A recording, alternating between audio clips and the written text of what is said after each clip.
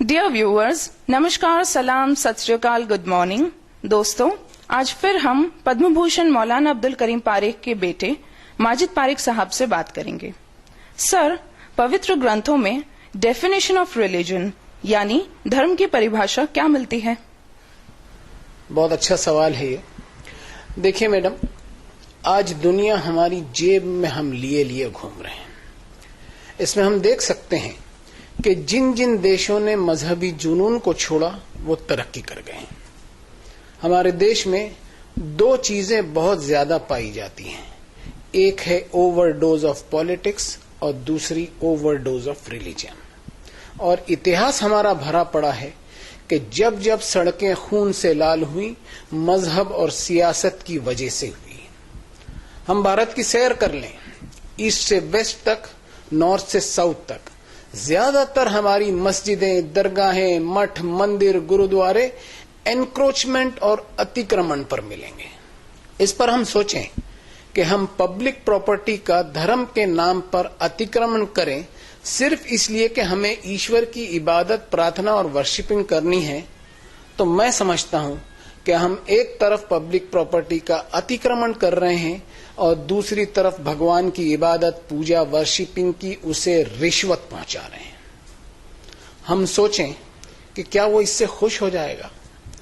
हम देख रहे हैं कि मुसलमान बनाने की कोशिश की जाती है, हिंदू बनाने की कोशिश की जाती है, ईसाई बनाने की कोशिश की जाती है, कहीं इंसान बनाने की कोशिश नहीं की जाती। अब धर्म की परिभाषा पवित्र ग्रंथों में मिलती है, वो मैं आपको बताऊं। अराइतल्लज़ी युकज़्ज़िबु बिद्दीन, क्या उस आदमी पर गौर किया है जो असल धर्म को रिजेक्ट करता है?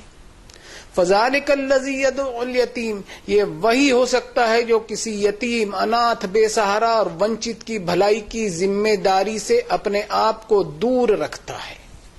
और वला यहुद्दु अला तामिल मिस्कीन, इसके दिल में कभी कोई तड़प नहीं उठती कि किसी भूखे को कम से कम खाना ही खिला दे। इसके खुद के डाइनिंग टेबल पर एक से बढ़कर एक चीजें होती हैं, लेकिन इसे कभी किसी भूखे की भूख का एहसास नहीं होता। अब गौर से सुनिए क्या कहा गया। फ़वैलुल लिल मुसल्लीन अल्लज़ीना हुम अन सलातिहिम साहून अल्लज़ीना हुम युराऊन व यमनऊनल माऊन। सो बर्बादी है ऐसे नमाज पढ़ने वालों की, ऐसे इबादत करने वालों की, ऐसे पूजा अर्चना, उपासना और वर्शिपिंग करने वालों की जो इबादतें तो बहुत करते हैं, लेकिन उनकी इबादतों में केवल दिखावा होता है।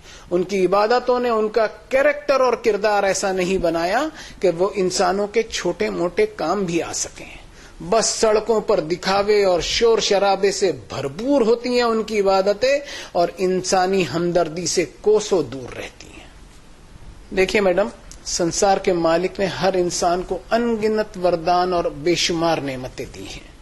इन वरदानों को इंसान इनाम न समझ ले, बल्कि ऊपर वाले का एक कर्ज समझे, एक परीक्षा समझे।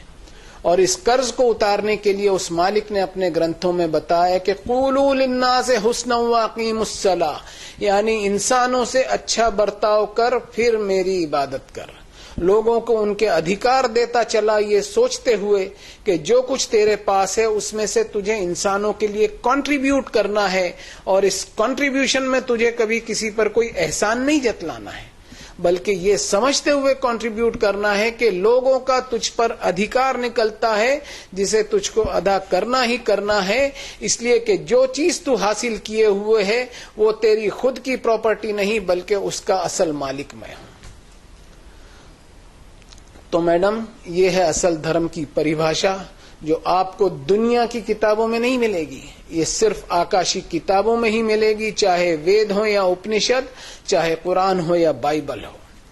प्रोपेगेंडा ऑफ रिलीजियोसिटी, यानी अपने आप को धार्मिक बताने की एक होड़ लगी हुई है कि किसी स्टाइल या कलर के कपड़े पहन ले, या कोई रूप धारण कर ले, या कोई हुलिया बना ले। ये सब धर्म के नाम पर आडंबर के सिवा कुछ नहीं है, इनसे कोई फायदा हासिल नहीं होगा। Thank you very much Parekh साहब। Thank you.